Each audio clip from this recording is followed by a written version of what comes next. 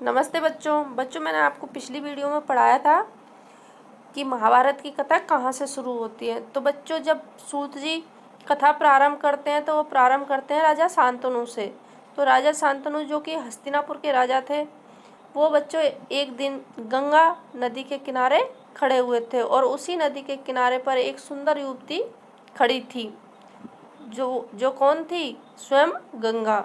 उसने एक सुंदर युवती का रूप धारण किया हुआ था। तो उसकी सुंदरता को देखकर, उसके नवयौवन को देखकर राजा शांतनु ने उनसे विवाह का प्रस्ताव रखा और गंगा इस विवाह के लिए मान गई। गंगा बोली, राजन, आपकी पत्नी होना मुझे स्वीकार है, पर इससे पहले आपको मेरी शर्तें माननी होंगी। क्या आप मानेंगे? तो बच्चों, गंगा ने राजा शांतनु के सामने कुछ शर्तें रखी। तो राजा ने कहा, अवश्य, मैं जरूर मानूंगा। राजा शांतनु ने गंगा की सारी शर्तें मान ली और वचन दिया कि वह उनका पूर्ण रूप से पालन करेंगे। और इस तरह उन दोनों का विवाह हो गया। समय पाकर गंगा से शांतनु के कई तेजस्वी पुत्र हुए। यानी कि विवाह के कुछ दिनों बाद, समय पाकर मतलब कुछ दिनों बाद गंगा के पुत्र हुए, परंतु गंगा ने उनको जीने नहीं दिया बच्चे के पैदा होते ही वह उसे नदी की बहती हुई धारा में फेंक देती थी और फिर हंसती मुस्कुराती राजा शांतनु के महल में आ जाती थी। बच्चों, जब उनके पुत्रों का जन्म हुआ तो वो क्या करती थी? उनको जाके नदी की धारा में फेंक देती और हंसती मुस्कुराती महल की तरफ आ जाती। अज्ञात सुंदरी के इस व्यवहार से राजा शांतनु चकित रह जाते। अज्ञात का मतलब यहाँ बच्चों, गंगा के घर परिवार किसी के बारे में राजा शांतनु या किसी को भी कुछ भी पता नहीं था। वो सिर्फ इतना था कि उसका नाम गंगा है।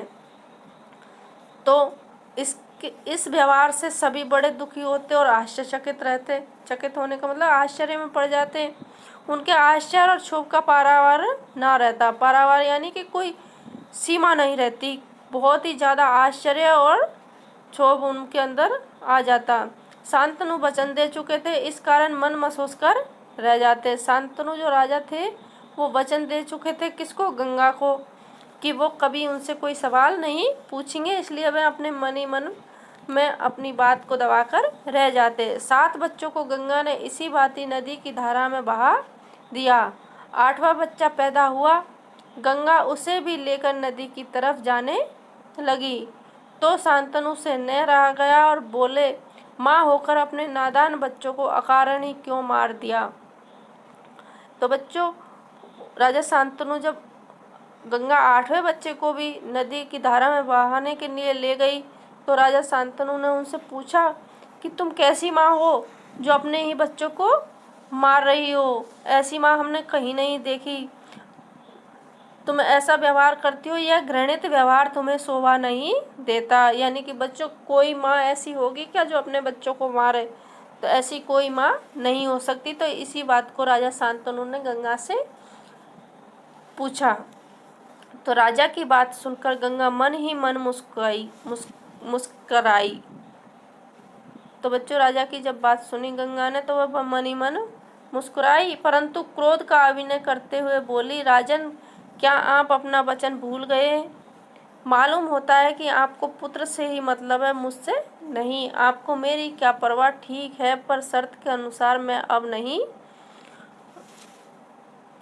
ठहर सकती। यानी कि राजा शांतनु के सवाल पूछने पर गंगा ने बोला कि आपने जो वचन दिए थे मुझे, वो वचन आप भूल गए हैं। तो अब मैं आपके पास नहीं रुक सकती। आपको तो सिर्फ अपने पुत्र से मतलब है, मुझसे कोई मतलब नहीं है। ये सारे वचन बोलकर वह चली गई। हाँ, आपके इस पुत्र को मैं नदी में नहीं फेंकूंगी। तो जाते जाते उन्होंने क्या कहा गंगा ने, कि मैं जो आपका ये 8वां पुत्र है इसको नदी में नहीं फेंकूंगी। इस अंतिम बालक को मैं कुछ दिन पालूंगी और फिर पुरस्कार के रूप में आपको सौंप दूंगी। यह कहकर गंगा बच्चे को साथ लेकर चली गई। यही बच्चा आगे चलकर भीष्म पितामह के नाम से विख्यात हुआ। तो बच्चों, जो जिस बच्चे को गंगा अपने साथ लेकर गई थी वही बच्चा आगे चलकर क्या बना, भीष्म पितामह। गंगा के चले जाने से राजा शांतनु का मन विरक्त हो गया। जब गंगा चली गई बच्चों उनके पास से तो उनका मन विरक्त हो गया, यानी कि बहुत ही उदास हो गए वो। उन्होंने भोग विलास से जी हटा लिया और राजकाज में मन लगाने लगे। एक दिन राजा शिकार खेलते खेलते गंगा के तट पर चले गए तो देखा किनारे पर खड़ा एक सुंदर और गठीला युवक।